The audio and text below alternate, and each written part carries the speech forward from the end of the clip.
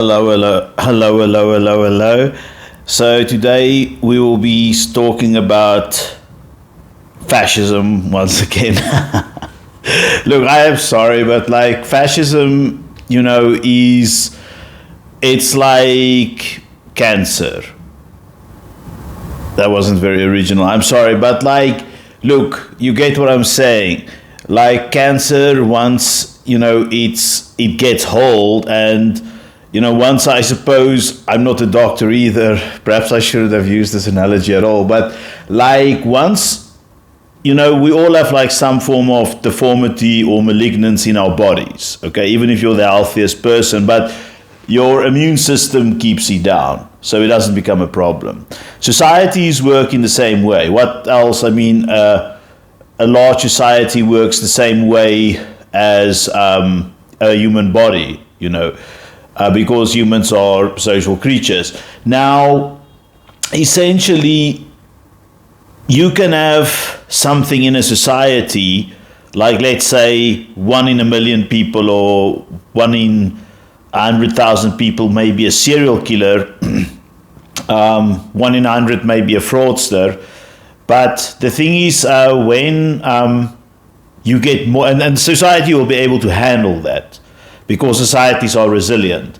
But once these things start getting out of control, once you get, let's say, more psychopaths and sociopaths than normal, which won't happen, by the way, for scientific reasons, but let's say if you get more populists than normal, societies will start to deteriorate. Now, I know some of you will be populists, and I'm not saying you are like inferior, definitely not. I'm not saying you're stupid, definitely not. But we can't all be like experts in every field, Like, there's so many fields I'd like to talk about, which I'm not an expert in. But I mean, it doesn't mean I don't need to talk about it or I'm not allowed to. I can. But the trick is like to not enforce your opinion on someone else. And fascism for me is kind of this malignance, this cancer that can latch onto the national psyche or the social body. And once there's enough fascists and it goes over a certain threshold, then it becomes a problem. And a fascist recruiter is not going to go after, obviously, a center-left guy. He's not going to go after a strong, aggressive centrist guy. He's going to go after someone who's very disillusioned with the left or the extreme or the extreme left. And they're going to go after people who are already right wing. Okay, they're not necessarily, or they're going to go after the middle class, a weakened middle class. And once you go into fascism mode, it doesn't matter. Go and look in history. It doesn't matter. It can take 5 years. In the case of Nazi Germany, like 10 years. What's it? Spanish? No, it was like Italy was like 15 years, and Spain was like 40 years. But eventually, this fascism will disintegrate because it's not a sustainable system. It's some very similar to Marxism. Some may argue it's the opposite of Marxism, but it's very similar. And both of these things are not sustainable. Humans are not designed to live under these systems. Now, today I'm going to talk about something I know much more about than usual, called Afriforum. Afriforum is a organization that looks after, or supposedly looks after, I don't know, I'll qualify now why I say supposedly, after Afrikaans or Afrikaner interests. Now, why would say, and this is an NGO, by the way, we looked at the freedom, we looked at the MK party, we looked at the EFF, and we looked at the ANC, and we looked at the DA. Now, these were our political parties, and for them to become fascist, let's say, there's a certain possibility that's higher, simply because they have some political power. In particularly the ANC, who's got the most of the vote. Now, as an NGO, Afriforum may not be able to just grab power like that because it's an NGO. Nonetheless, one needs to have a look at NGOs as well, just like one would need to look at individual persons, like, okay, this person is a fascist, okay? Even if it's just one person, maybe pay a bit more attention to that person than, a James Doe, because the James Doe is not a danger. The fascist is a danger, or a potential danger. Just like an extreme Marxist, like the same will apply there. So let's go into it. Before I start, I'm just going to go into a definition of fascism. We can't make accusations without laying out what the charge is.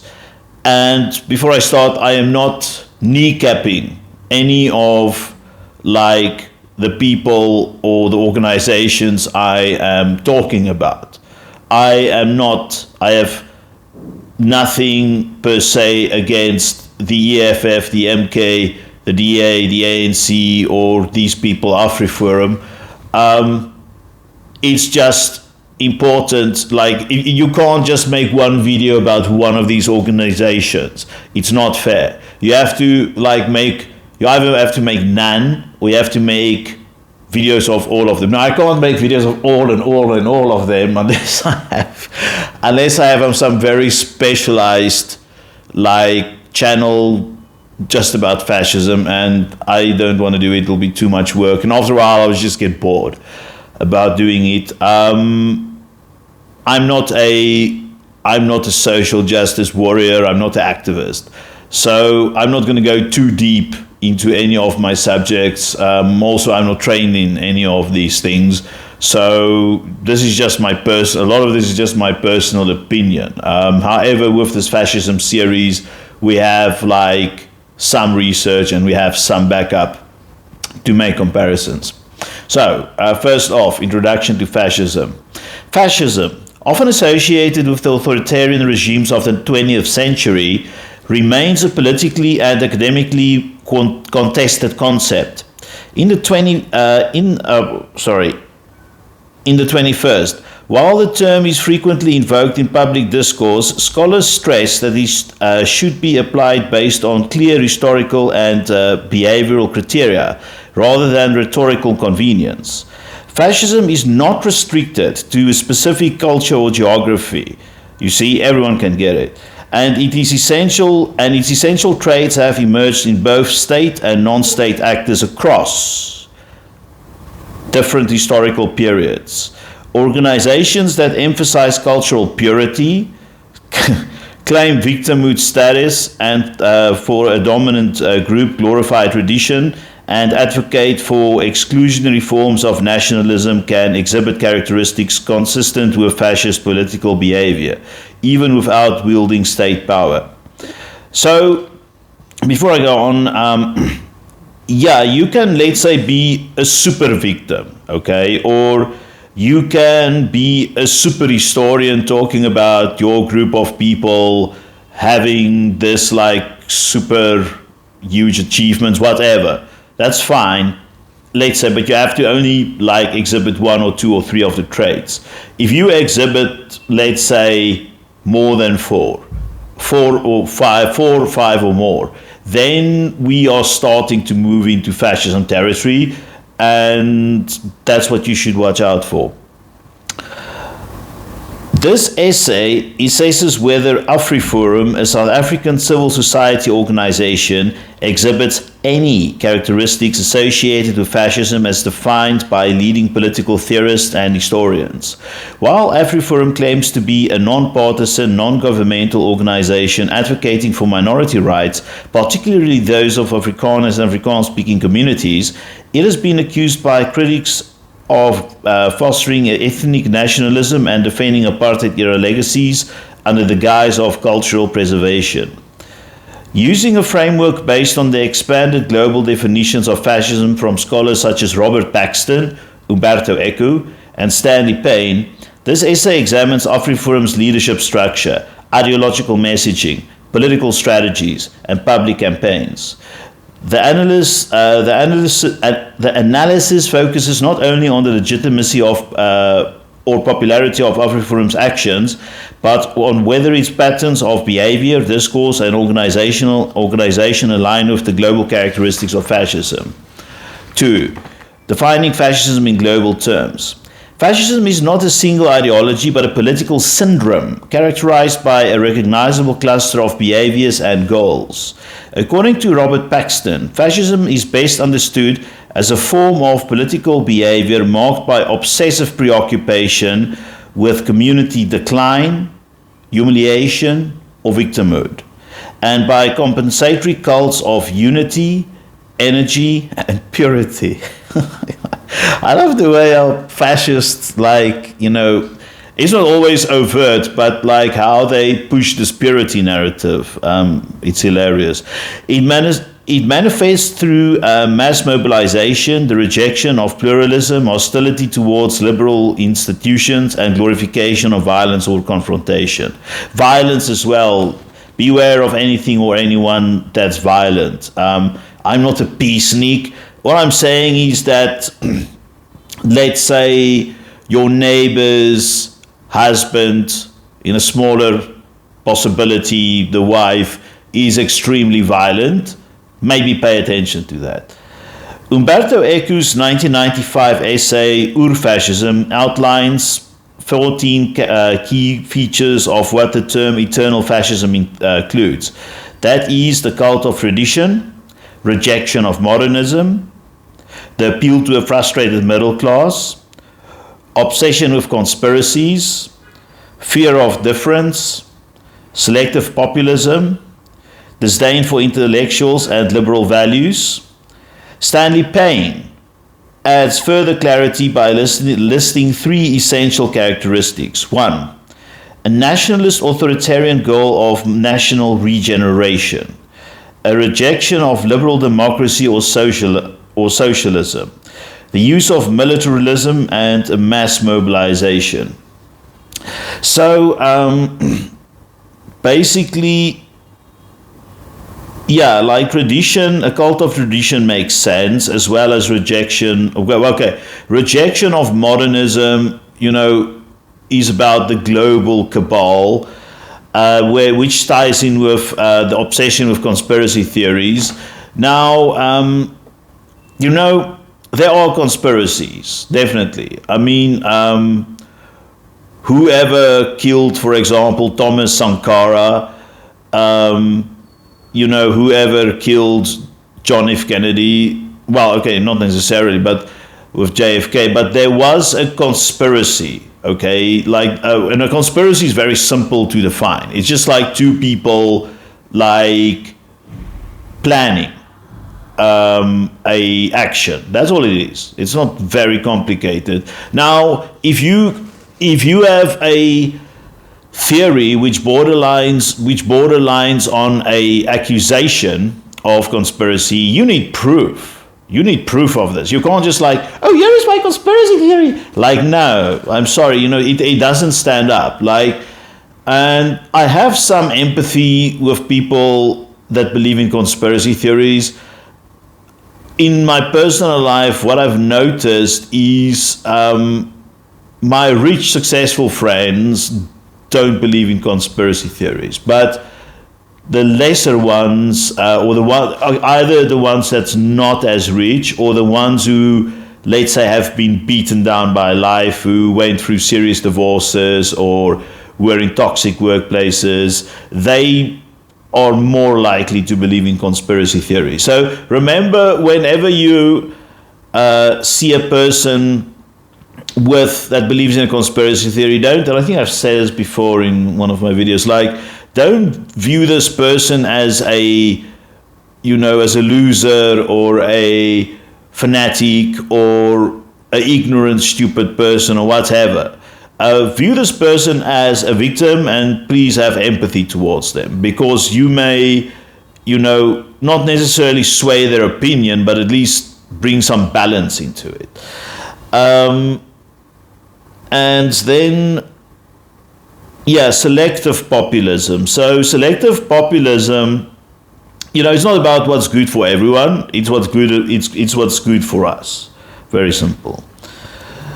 Fascist movements may be revolutionary or reactionary, modern or traditional, and may express themselves through state power, paramilitary movements, or civil society organizations.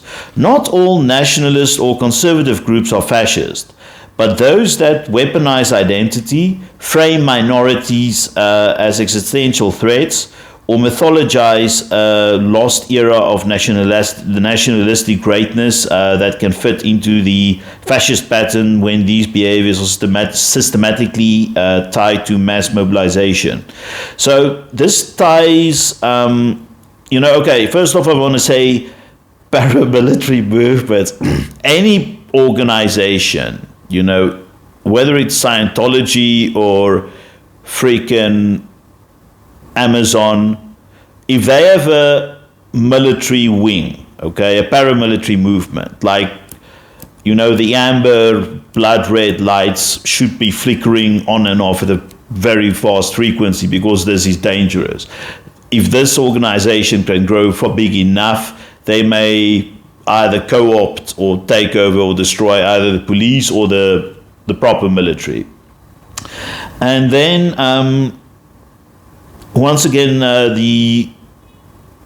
this would be interesting. This is interesting in the case of Afriforum, the suppression of minority rights.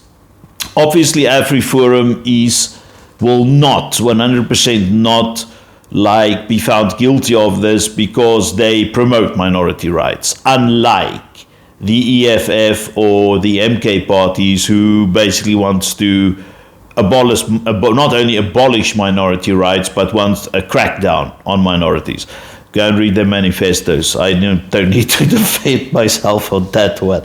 I'm safe from being sued by MK or the EFF. Also, if they do sue me, I don't give a flying fuck. Okay, because I don't lie. I'll probably win the court case because I've got proof. Right, number 3, Afriforum. Origins, structure, and political activity.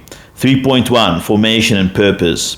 Afriforum was founded in 2006 as a project of solidarity, a predominantly Afrikaner trade union. I wonder if I should do one about solidarity. Maybe I will. Although Afriforum and solidarity is very close to one another, so maybe I should not do one about solidarity. Solidarity, by the way, is a trade union. It's something like a trade union mixed with civic rights, but it's mostly a trade union. But it's kind of like Afriforum. So if I say Afriforum, keep in your mind also no, rather don't do that, because I don't want to slander them. I think I should rather focus on solidarity in a different video. I don't want to be sued by solidarity, by the way. Solidarity is powerful. And when I mean powerful, not more powerful than the state, but they do have the way they go around, like Afriforum and solidarity, they've got very good lawyers that when they feel a case is noteworthy or deems merit for prosecution, they will prosecute, and they're very smart, like, or the lawyers rather, like the lawyers will only go after cases they think they'll win. They don't go after each and every, they don't litigate left, right and center. Very smart. Keep your money safe. So its founders described the marginalization of Afrikaners in a post-apartheid South Africa. The organization brands itself as a civil rights movement that protects minority rights, promotes Afrikaans language and culture, and campaigns for community self-reliance.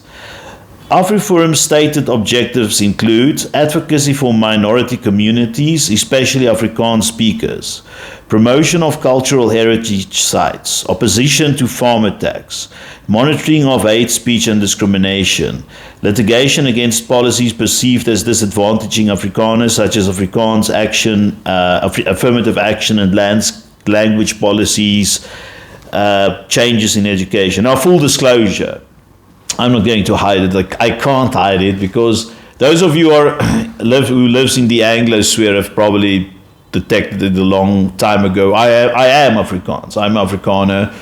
You can hear that clearly from my accent, the way I say r and but that's not the point. My point is that I may be like biased towards Afriforum simply because I am Afrikaans. Like, I think it would be very weird psychologically, or unusual rather, if I'm not.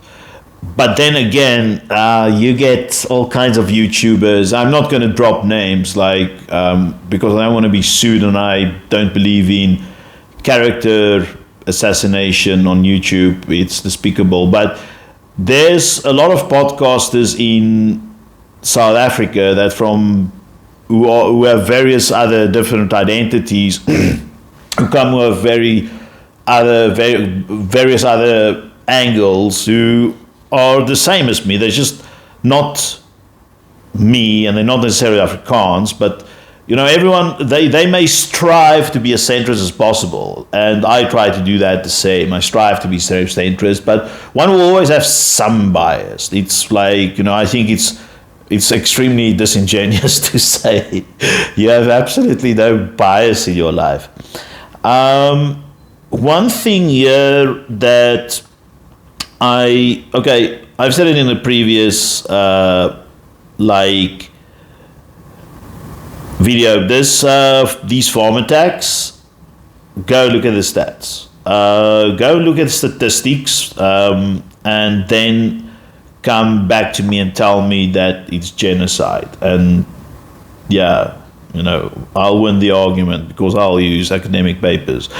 Although here they have promotion of cultural heritage sites. I'm all for that.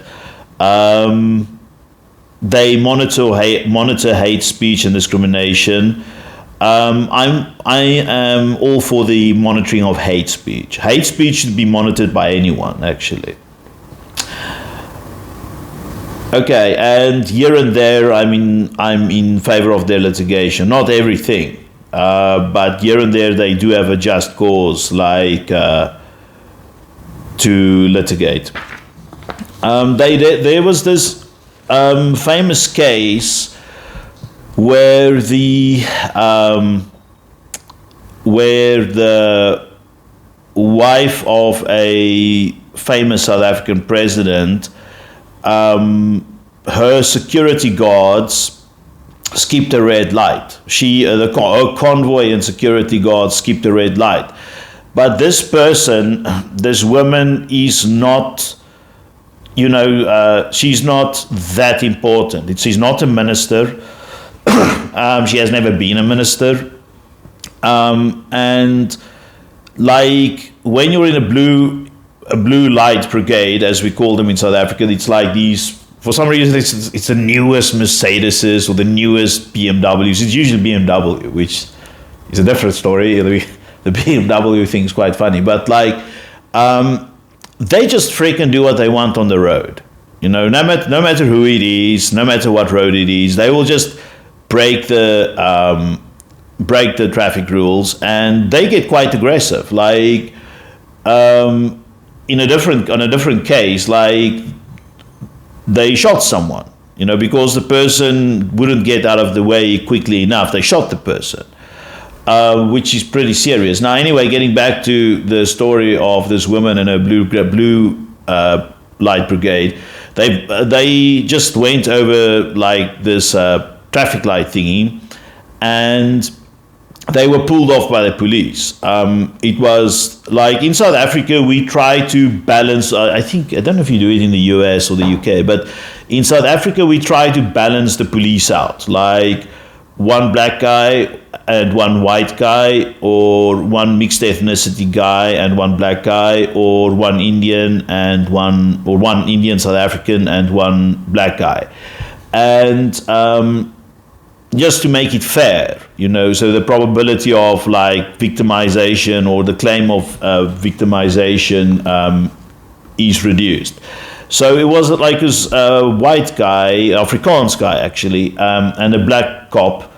They were beaten up their weapons were taken away, and they were beaten up by the blue light brigade because they were just outnumbered by the blue light brigade. And Afriforum actually took up the cases of both. They did defend the black cop too. They didn't just defend the white cop, and they won the case because like this blue light brigade drove like assholes, and essentially these people, like their case was taken up by Afriforum. Afriforum litigated, as I said earlier, and they got compensation, the two cops, righteously so.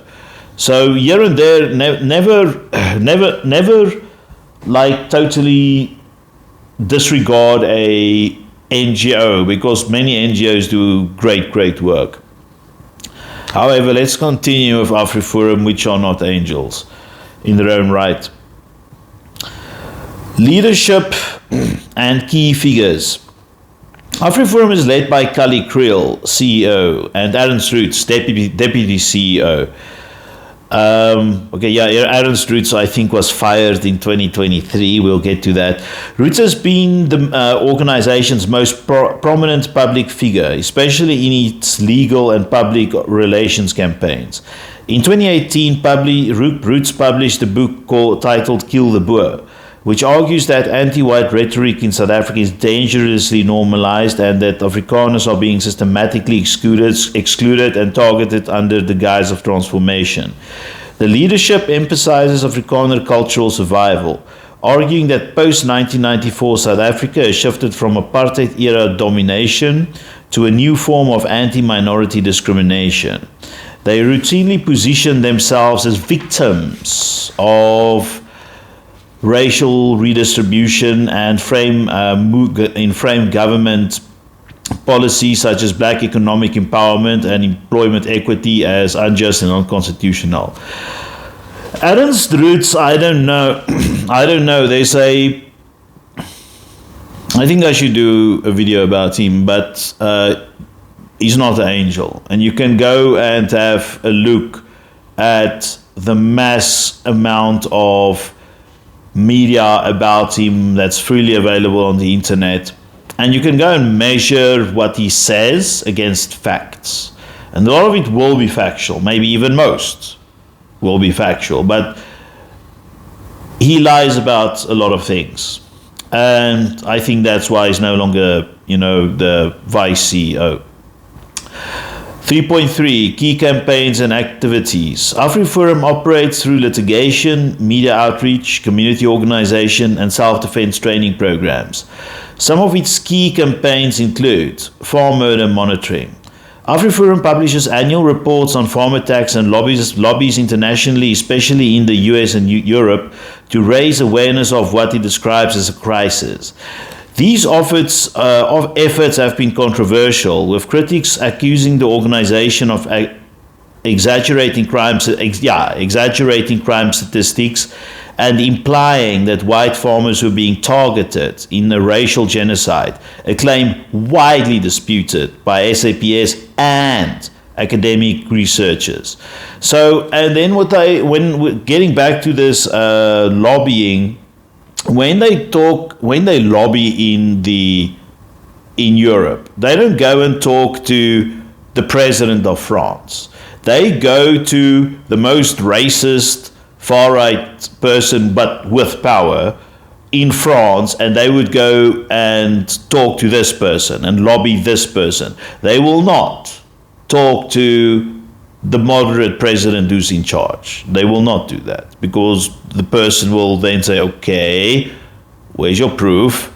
And he will give his proof, and then he will phone the SAPS and academic researchers, and they'll be like, no, this guy's nuts. It's not how it works. And then the president will obviously not take up their cause. But if we talk about some right-wing European nutcase, then they will not verify the information, obviously, because it'll prove them wrong. It'll make fools of themselves if they're not doing so already. Language rights litigation. Afriforum has taken multiple legal actions to preserve Afrikaans as a language of instruction at universities such as UNISA and Stellenbosch University, arguing that Afrikaans speakers face systematic exclusion in education. International lobbying. The group has met with right-wing European and American politicians to present its case. In 2019, Afriforum representatives traveled to the United States to brief members of Congress and speak to media outlets such as Fox News, contributing to claims by former US President Donald Trump that South African farmers were being killed in large numbers. Yeah, Donald Trump.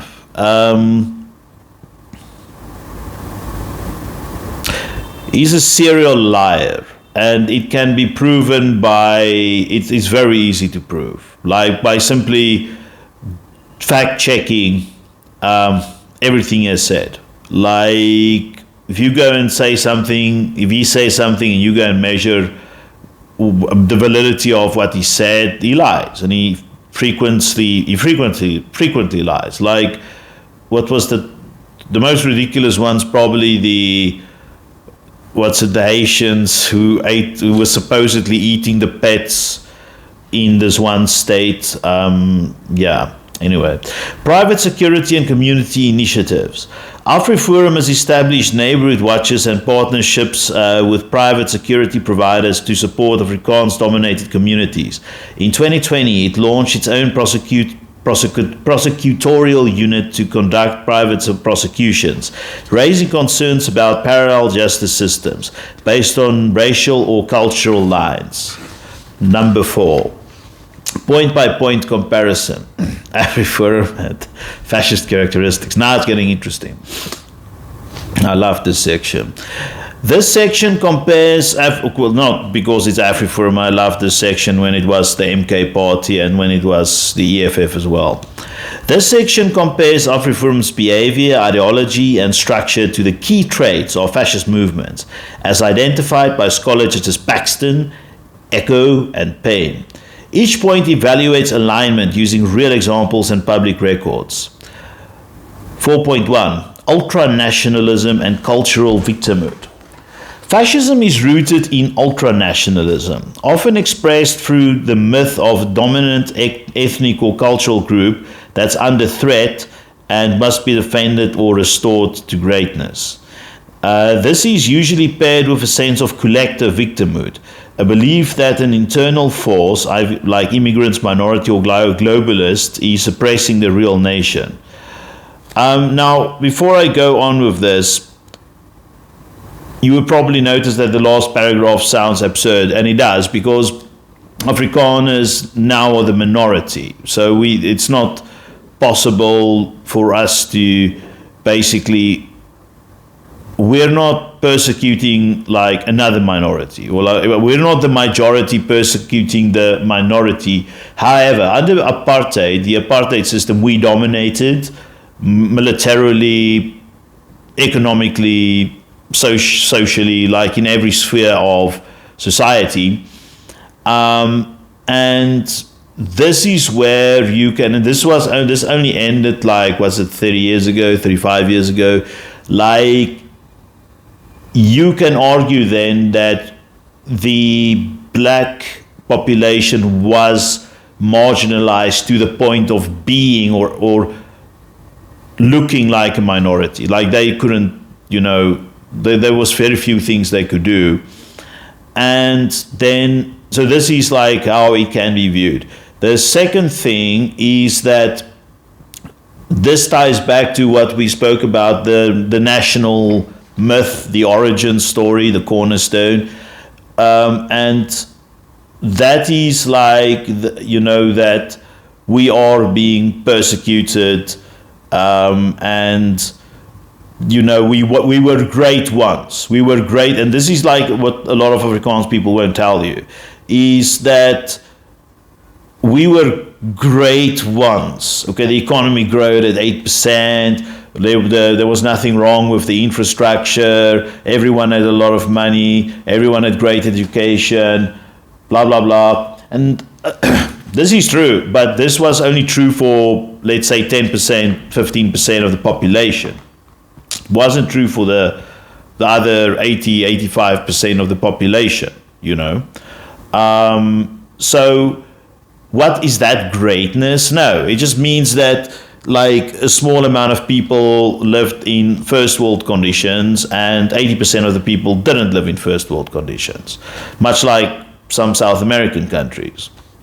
However, if you're Afrikaans or white, then you can say, it's not too difficult to say that, you selectively forget about this, or you selectively don't talk about it, because if you do mention it, like I just mentioned it, to a foreigner or someone who's not very well acquainted with South Africa, they will be like, oh, poor dear, like, now everything's been destroyed and you're being persecuted. Like, that's what's be left unsaid.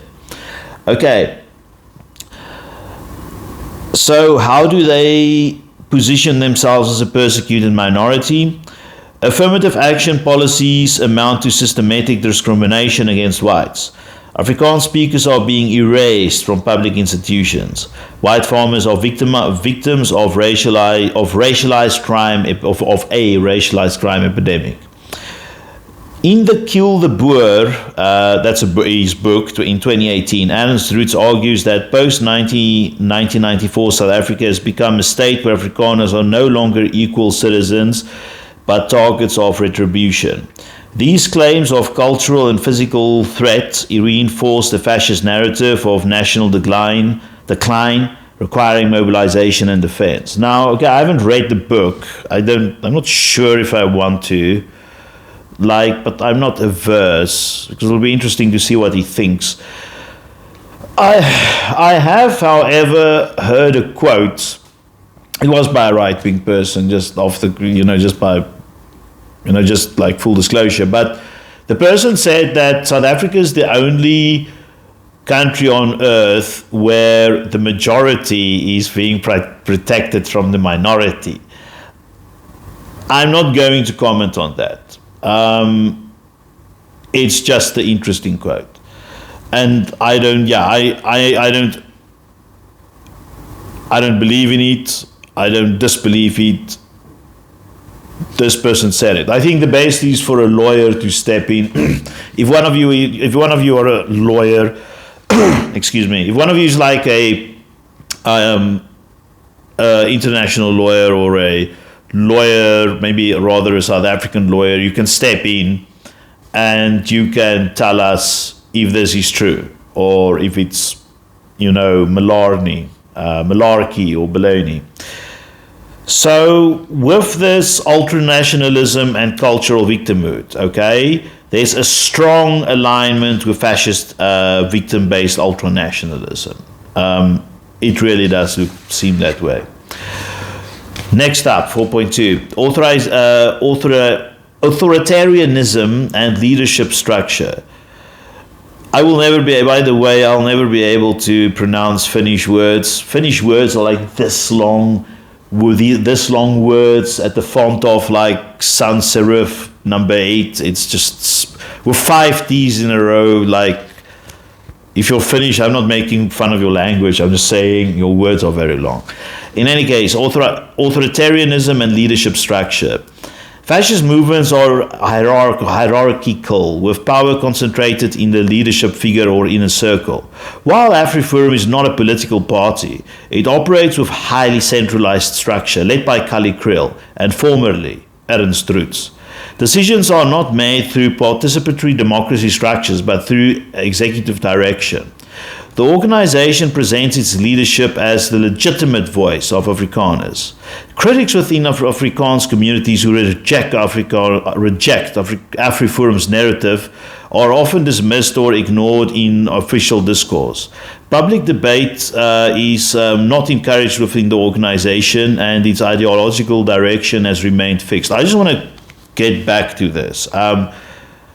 Here they mention critics within the Afrikaans communities who reject Afriforum's narrative or often dismissed or ignored in official discourse. The script understates this by a large degree, and I can testify to it, because some of the stuff I have been called, because I'm a centrist, not even because I'm leftist, because I'm a centrist. I cannot repeat that language here in public. I don't know what will happen to me, but like, I cannot mention how nutty and insane some of these far-right white people in South Africa are. Not all white South Africans are far right. It's reflected in the South African electoral outcome when we voted in the last election in 2024. But many are, and this can't just be wiped underneath the rug and pretend it doesn't exist. And their aggression can also not be underestimated. And if they deny, not all of them are aggressive either, like Afriforum people, but some are. And if they deny that some are, they're also just lying. 4.3, by the way, this is a partial alignment, authoritarianism and leadership structure. So it's rather, what we'll call in Afrikaans a binnekring, which means like an inner circle, which means it's very difficult. It's possible in theory, I think, according to the constitution of the organization, for anyone to move into the leadership structure, if you're a member, of course. But in reality, it's a certain group of people, and it's very difficult to move upwards. There's no upwards mobility. So this is partially aligned with fascism. Next up, 4.3. Attitudes towards democracy and liberalism. Fascist movements reject liberal democracy, and weak and corrupt, favoring organic national unity over individual rights, pluralism, and equal representation. This often includes legal challenges to liberal norms while using democratic structures tactically. Afriforum regularly uses courts and the Constitution to defend its interests, but its rhetoric often frames the post-apartheid constitutional order as fundamentally flawed or hostile to Afrikaner interests. Statements from leadership frequently suggest that affirmative action undermines meritocracy and the rule of law. The ANC government is engaged in racial retribution. The Constitution should be reinterpreted to restore. The Constitution should be reinterpreted to restore balance. While not openly anti, by the way, South Africa is one of the most fair constitutions on earth. If you don't believe me, ask a lawyer. While not openly anti-democratic, Afriforum erodes the trust in liberal constitutionalism and casts suspicion on majority rule. It has supported calls for community autonomy and echo separatists' arguments. So here we, once again, partial alignment. It operates within the law, much the same way as the EFF. It operates within the law, but it regularly delegitimizes its core mechanism. For me, Afriforum is kind of the opposite of the EFF. I should have mentioned in the EFF video that I believe these two are from optics, just from optics, that they are very similar, just opposite. Identity politics and scapegoating, 4.4. A hallmark of fascism is the construction of enemies, internal or external groups blamed for decline. Afriforum's rhetoric often centers on racial polarization, framing an ANC government as corrupt and racially vengeful, portraying black criminals as a systemic threat to white communities, and suggesting that transformation policies are designed to punish, not uplift. Afriforum leaders rarely acknowledge the legacy of apartheid as a cause for the current inequality. Instead, they focus on the perceived demonization of whites. In international forums, they describe South Africa as unsafe for white people and claim there is a risk of genocide, a claim repeatedly refuted by data from SAPS and agricultural unions like Agri-SA. Yeah, you see, Agri-SA is an agricultural organization actively looking out for the interests of farmers, all farmers, but most of which are white, and most of which of those white people are Afrikaans. Now, once again, it doesn't even acknowledge apartheid, or rather the impact of apartheid on society. Now, to give an analogy, like if you look at Brazil, for example, or Colombia, most of the people in Brazil or Colombia, the black people live in poorer conditions or worse conditions than their white counterparts. Like, let's say someone someone who came as a slave from West Africa or Angola, who's now Brazilian, and someone who immigrated from Germany who's now Brazilian. The German guy would almost always be better off than the Brazilian. Brazil has measured it. It's out there for public consumption. Now, and this is just, Brazil's slavery and discrimination was abolished in Brazil. Slavery was first abolished in 1800 and 1880. Yeah, 1880, and then racial discrimination was outlawed in, I think, 1900 or 1920. So they are Brazil is way ahead of South Africa in terms of time that has passed since the fact of, let's say, brutal racial discrimination. Now, if Brazil is still struggling to make the society equal, you can imagine South Africa, it'll be a miracle if we don't have the same problems. It's the same with, the Roma people, or pejoratively, the gypsy people in Europe. They don't have the same lifestyle or life quality than their white, or indeed their white counterparts. So, you see, if you're going to be a NGO fighting for the rights of your race or your cultural group, at the very least, if someone talks to you about the system that put you into the position you are now, you should be able to talk about it, not deny it. So in terms of this, strong alignment with fascism. Let's go on. 4.5. Cult of tradition and historical revisionism.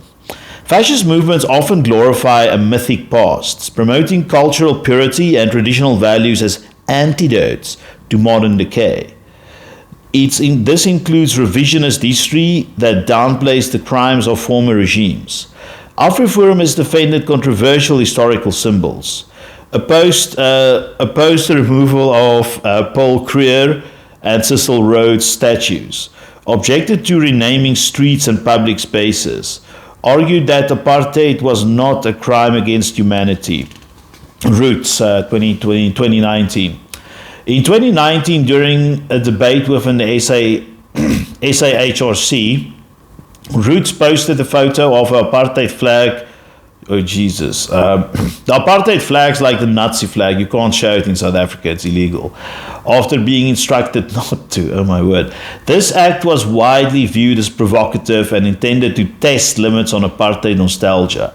Afriforum's embrace of heritage preservation is not neutral.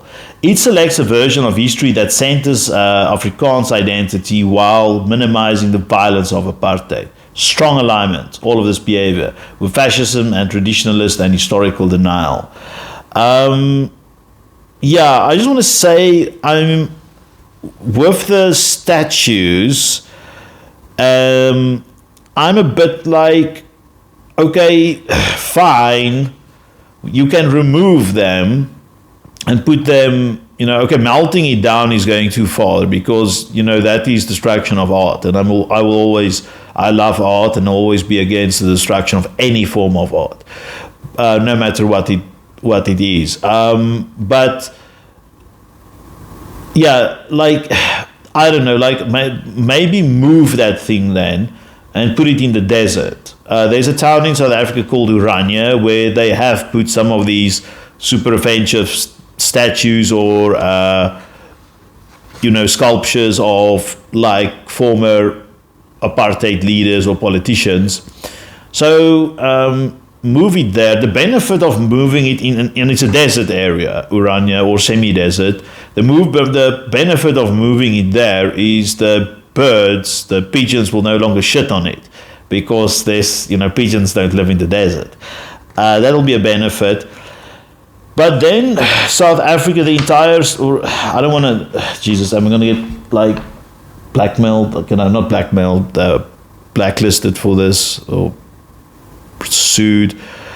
Some black South Africans, if they are that, I understand if you were an absolute victim of apartheid, if you were shot by the regime, and survived the shooting, if you were tortured using electrified cables, or if you were hung up in a stress position and beaten with a cane, if you were subjected to tear gas, if you were subjected to, if you were threatened by police dogs into a corner, by all means, then you have PTSD, and I fully understand the removal of statues.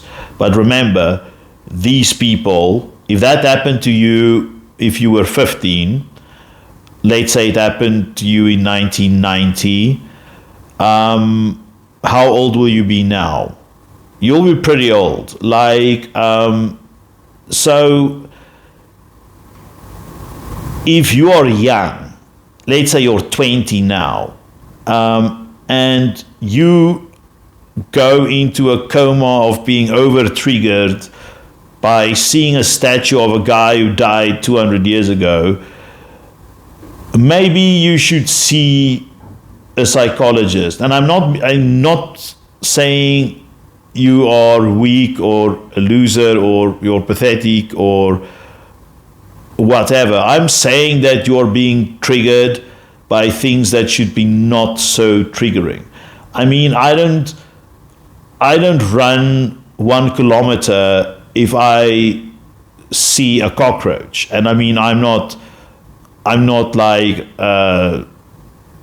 don't really like them. If I see a spider, I don't go to the store and buy 5 liters of poison and start spraying the entire building. That is irrational. So if you're triggered by a person who died 200 years ago, something is not quite right. And then there's a practical implication, a very practical implication with regards to history. With history, you need to, how are you going to deal with it in history? Like, we don't ever want to go back to a system of apartheid. We don't ever want to go back to a system of Nazism or, like Stalinist Russia. We never want that again. Therefore, we have to study it. We need to know, and if all the history books were burned, I would not have been able to make this, because I didn't go back into a time machine and witness all these events, so how are you can you then put a picture of the oppressor or the tyrant? Can you put that into a history book? Some scholars will say, okay, that's fine. You can put it into a history book or a book, but you can't have a statue outside, and you can also not put it into a novel. But you see, now immediately you're on a slippery slope. So, and it's a bit similar with the changing of street names. The thing is, I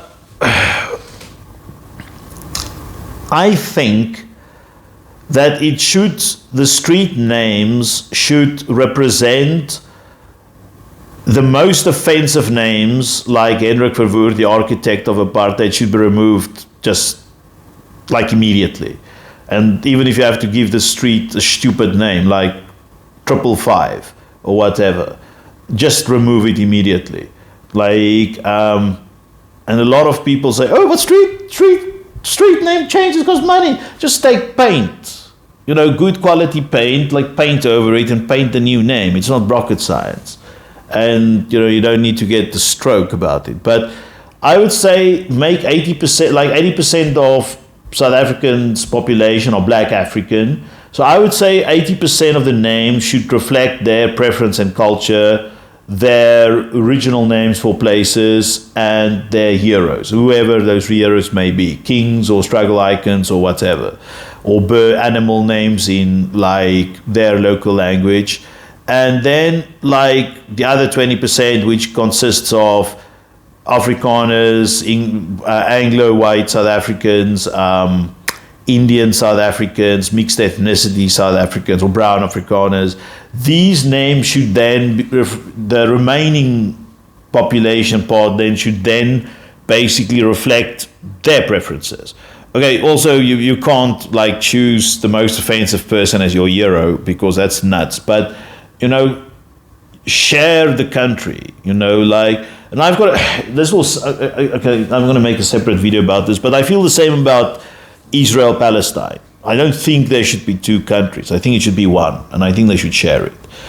But in any case, why did I talk about it?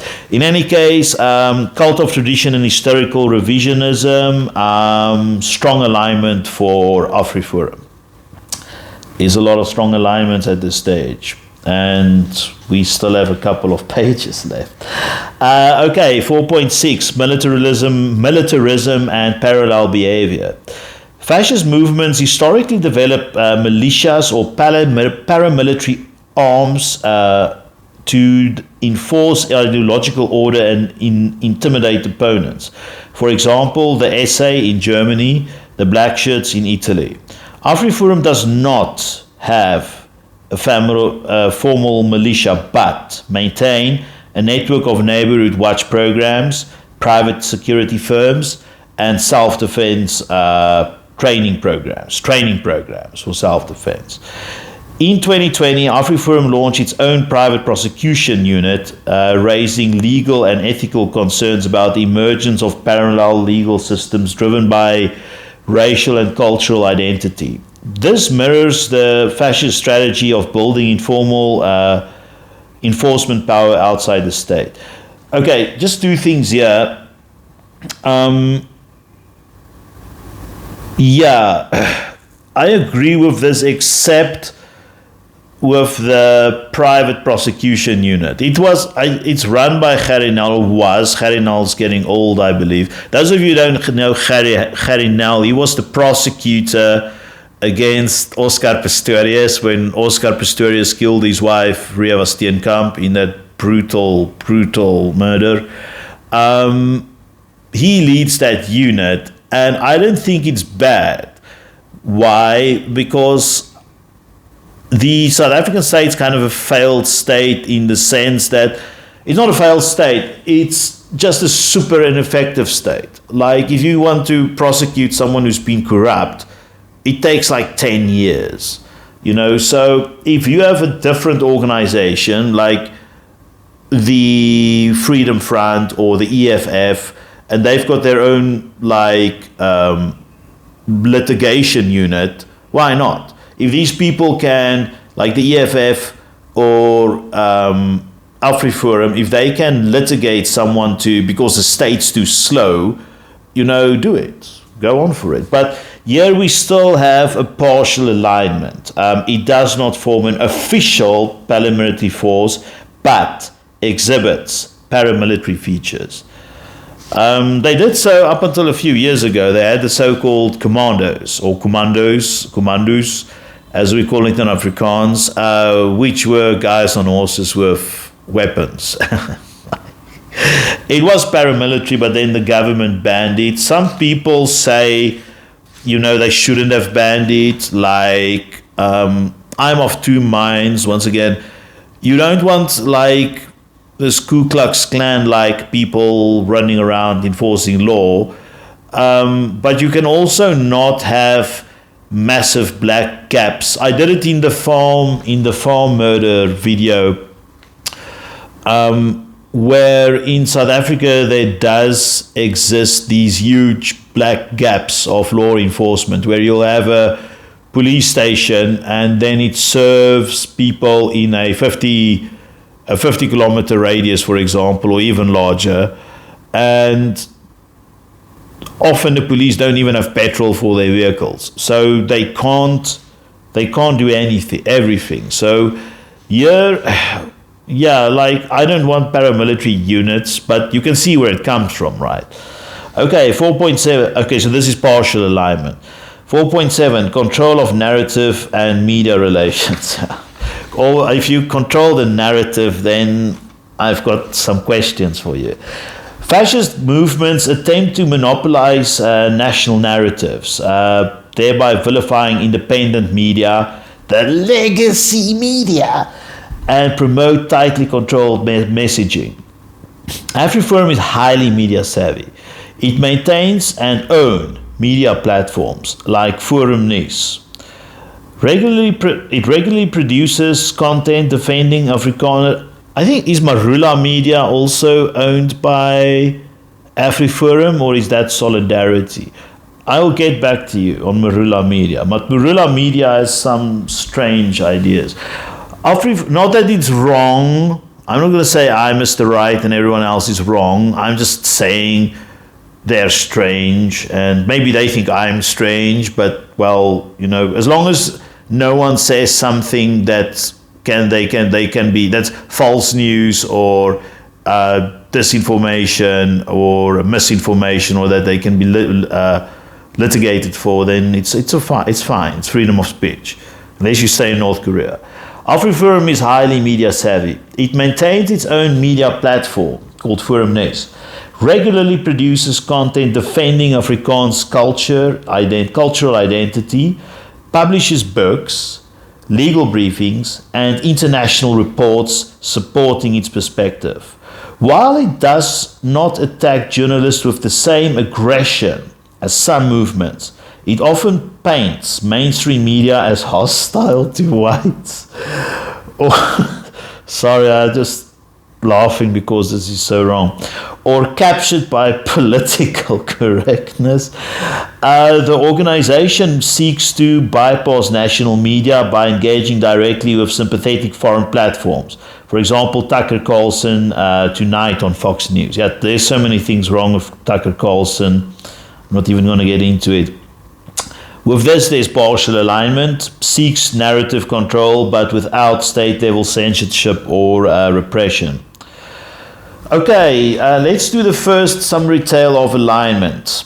Ultranationalism and cultural victimhood, strong alignment. Authoritarian leadership, partial. Anti-liberal or anti-democratic tendencies, partial. Scapegoating and identity politics, strong. Cult of tradition and historical revisionism, strong. Militarism and paramilitary structure, partial. Military control and narrative enforcement, partial. Okay, now number 5, the differences and limitations in the fascism analogy. So it's the same with, it's very similar with the EFF. Now, you cannot fully vilify an organization that operates mostly within the bounds of the law, and in the case of the EFF, has been legally elected to sit in parliament. It would just be totally unfair and possibly incorrect. So there has to be some critical analysis on whatever information exists that does not make them fascist.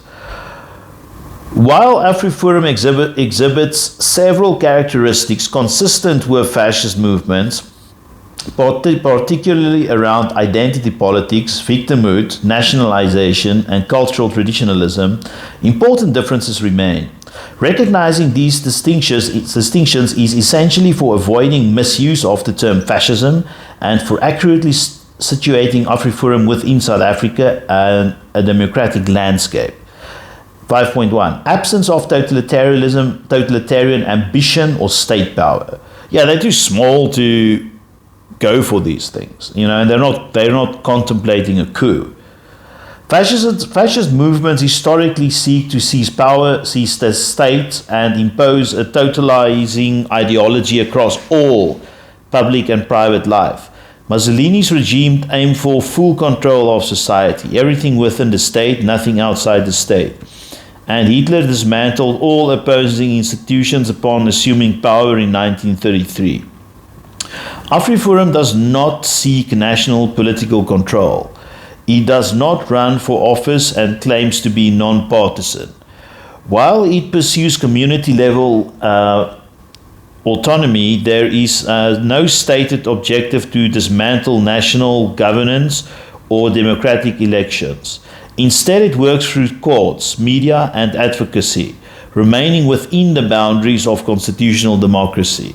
This positions Afriforum more as a reactionary pressure group than a fascist movement seeking to replace democracy with authoritarian rule.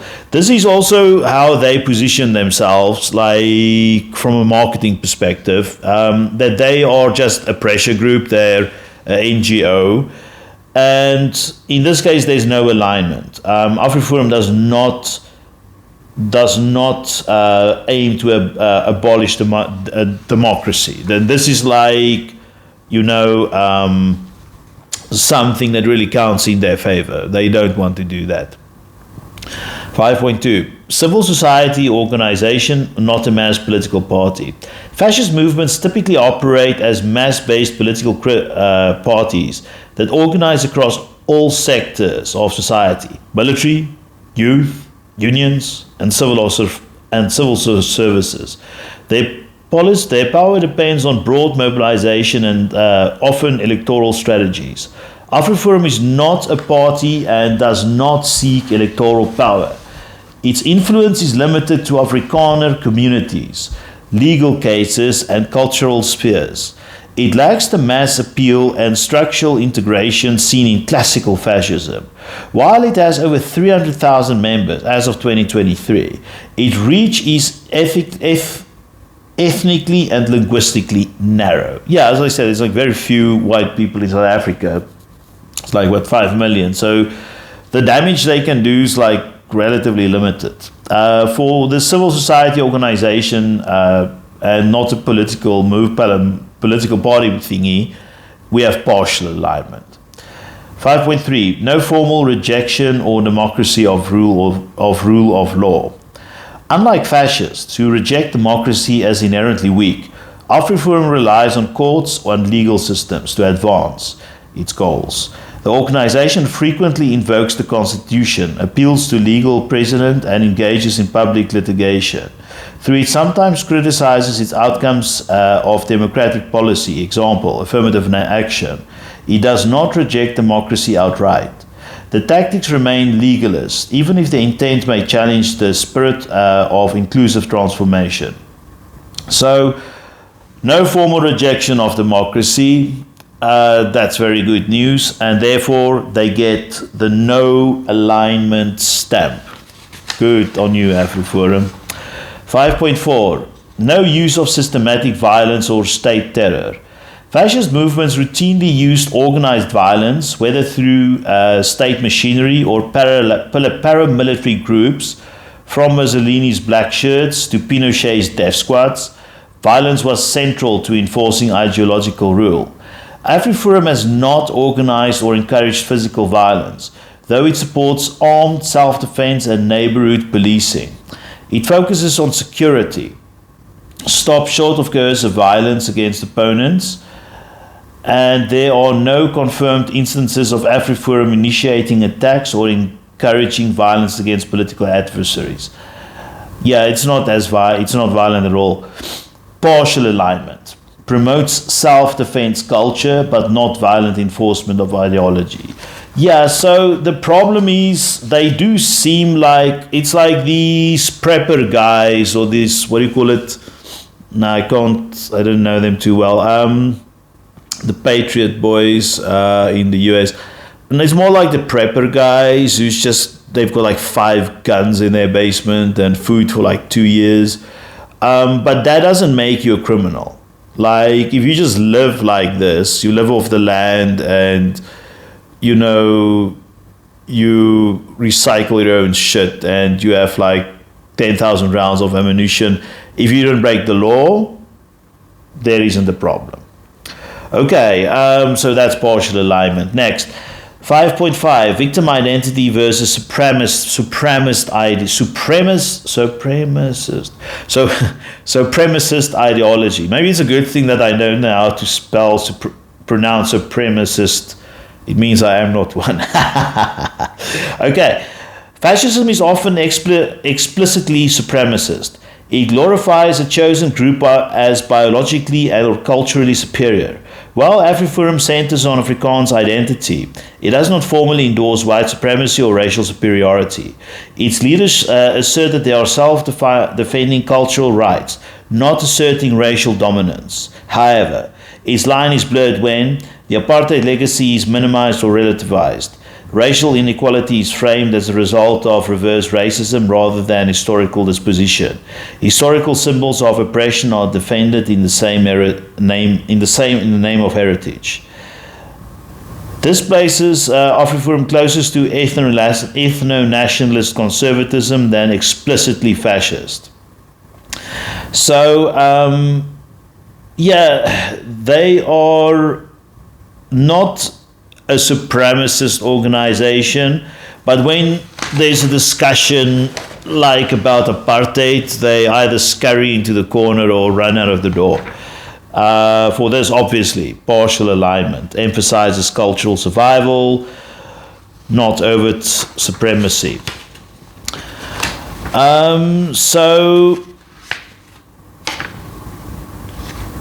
Afriforum is not a fascist movement in the classical sense. It does not seek totalitarian rule, nor does it reject democracy as a system, and does not maintain a paramilitary force. However, it does adopt many behavioral and rhetorical strategies as common to fascism. It cultivates a narrative of victimhood, tied to racial and cultural identity. It frames state institutions as hostile to the dominant cultural group. It advances a mythical narrative of decline, requiring mobilization and defense. It selectively interprets history to sanitize past regimes and justify present claims. These strategies place Afriforum within a gray zone between nationalist civil society and exclusionary identity politics, with fascists features present but not fully expressed. Yeah, I don't like victims, and I said it before, I don't ever, if you were violated, if you, were shot at with mortars for 20 hours in Iraq, then you are legitimately a victim. But if you are not a victim and you play the victim card, I've got zero sympathy with you. In conclusion, Afriforum represents a powerful and controversial force in South African civil society. It claims to protect the rights of minority communities, particularly Afrikaners, within the democratic framework. It uses legal instruments, public campaigns, cultural preservatism, and international advocacy to assert what it views as endangered constitutional rights. However, the organization's consistent emphasis on racialized victimhood, cultural exceptionalism, and historical denial has drawn critical scrutiny, both locally and internationally. This has compared Afriforum's structure, rhetoric, and behavior against the expanded global definitions of fascism. The findings suggest that while Afriforum is not a fascist movement in the classical, state-seizing, and totalitarian sense, it displays several key characteristics associated with fascist political behavior, including victim-based ultranationalism, scapegoating and selective memory, cultural traditionalism and resilience to pluralism, paramilitarized rhetoric, and selective populism. Some features align Afriforum with what scholars like Umberto Eco and Jason Stanley describe post-democratic or proto-fascist movements, those which operate within constitutional bounds while eroding inclusive democratic norms through identity-based mobilization and grievance policies. Yet, important differences must be acknowledged.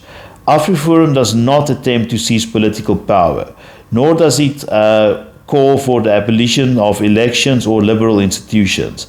It does not employ mass violence or terror. It frames its mission in legalist terms, relying heavily on courts and civil mechanisms. That's fair. Relying on courts, that's what courts are for.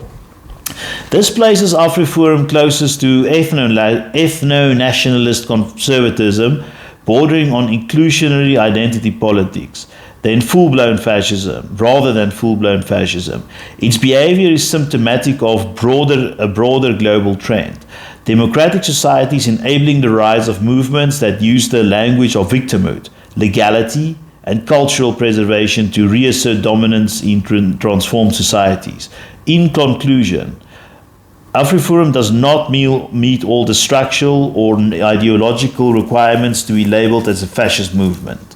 However, its narrative strategies, symbolic actions, and political postures echo many of the tactics and values of historical fascist regimes, particularly in their early or soft phases. It should therefore be studied not as a direct replica of European fascism, but as a localized, post-apartheid expression of exclusionary nationalism, with fascist characteristics embedded in its advocacy framework. The final comparative essay, summary. So, I'm going to go with the fascist trait first, and then what Afriforum is. Ultranationalism and victimhood, strong. Centralized leadership, partial. Anti-liberal tendencies, partial. Identity politics and scapegoating, strong. Cult of tradition and historical revisionism, strong. Paramilitary or security enforcement, partial. Narrative control and media strategy, partial. Desire for total state control, none. End of organized violence, none. What? No, not end. Use of organized violence, none.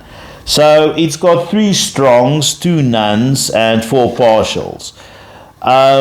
So yeah, I'm just going to go and say that what Umberto Eco and Robert Payne said, Stanley Payne, Stanley Paxton and Robert Payne, yes. They are proto-fascist. And if you don't like what I'm saying, Aaron Struth, you're more than welcome to sue me. Okay, my references and sources. Academic and theoretical works on fascism. Paxton, Robert O. The Anatomy of Fascism, New York, Knopf, 2004. Umberto Eco, Ur-Fascism, The New York Review of Books, June 22, 1995. Stanley Payne, A History of Fascism, 1914 to 1945, Madison University of Wisconsin Press, 1995. Jason Stanley, How Fascism Works, The Politics of Us and Them, New York, Random House, 2018. Zeev Sternal, The Birth of Fascist Ideology, Princeton University, 1994. Roger Eatwell, Fascism, in the Oxford Handbook of Political Ideologies, Oxford University Press, 2013. Primary sources, Afriforum in and South African context. Ernst Roots, Kill the Boer, Government Complicity in South Africa's Brutal Farm Murders, Afriforum Press, 2018. Afriforum's official website, www.afriforum.coza. Kali Kriel, Various Press Statements and Interviews, 2016 to 2023. Afriforum's Legal Briefings and Case Documents, 2018 to 2023. And that's all. Look, I'm going to say the same thing about Afriforum than I have said about DFF. They wouldn't exist, in a vacuum. There's causality. Like, certain things happen and then this exists. So quite often we would like to murder fascism by just dumping it in a bowl, in a bucket of water, and drowning it, like a very ugly baby. No, I'm joking. Not about the ugly baby, but about fascism. No, I'm not saying that fascism should be destroyed once it's fully grown, but in the interim phase, you can still engage with it like a human being. You can still use empathy. You can still use like a good argument. You can still prepare and study for your argument, so that if you do have an argument with your fascist family member or a co-worker, or if your son is fascist or your mother, whatever, you can engage them, but you need to do so. You need to be prepared, and you need to do your homework, and you need to do, most importantly, you can't like, if you want people to listen to you, you first need to listen to them. And not only that, you need to make sure that they understand that you've listened to them. And yeah, Afriforum, like the EFF, and like the MK Party, are proto-fascist. I'm going to get back to the MK Party in some other video, but so far, they break the law here and there. They're not serial lawbreakers, and they operate within the legal framework of South Africa. So it will be very unfair to, like, I may have said it in previous videos, and if I have, I retract it. They are no more than proto-fascist. They're not full fascist. And I'm surprised before I made these videos, I thought that I would just find fascism in South Africa, and I'm pleasantly surprised to say that just a small percentage, or no more than 25% of South Africans adhere to proto-fascism. And there will be fascists among us, but luckily for now they're the minority. If you know them, please have a nice, decent talk with them to just like, bring down the temperature. And if you're an international viewer, yeah, please try to limit fascism, because if you don't, the next thing, there's history, right? Go and look at what fascism has done in Spain, in Chile, in Argentina, in Italy, in Germany, you can argue, maybe even in Uganda, maybe even in Cambodia. So have a look at that, and that's all for now. Thank you very much. Bye-bye.